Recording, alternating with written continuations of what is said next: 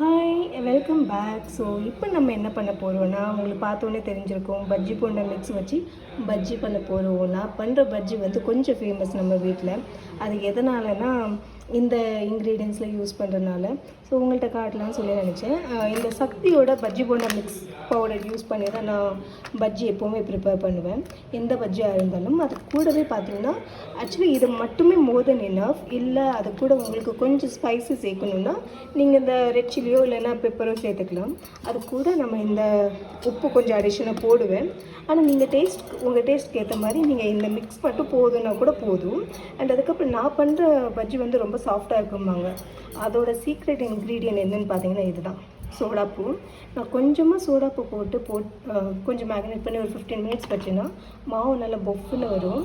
அதுக்கப்புறம் அதில் பஜ்ஜி போட்டோன்னா, இப்போ வாழைக்காய் பஜ்ஜிலாம் போட்டோன்னா நல்லா ஃப்ளஃபியாக குண்டாக இருக்கும், பார்க்குறவங்களுக்கு டெம்டிங்காக இருக்கும். ஸோ இப்போது இன்க்ரீடியன்ட்ஸ் பார்த்தாச்சு.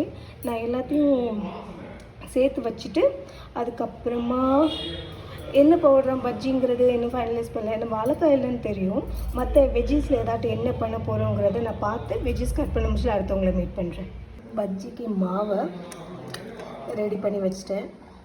ஸோ இந்த மாதிரி கொஞ்சோண்டு பெப்பர் பொடியும் உப்பும் எக்ஸ்ட்ரா ஆட் பண்ணி, அதை தவிர ஆஸ் இட் இஸ் ரெடி பண்ணி பெப் பண்ணி வச்சுருக்கேன். அதுக்கப்புறம் இன்றைக்கி மிளகா பஜ்ஜி ஆளுக்கு 2 அதுக்கப்புறம் எக்ஸஸாக இருக்கிறதுக்கு ஆனியன் கட் பண்ணி வச்சுருக்கேன். இப்போ அடுத்து பஜ்ஜி போட்டுட்டு மீட் பண்ணுறேன்.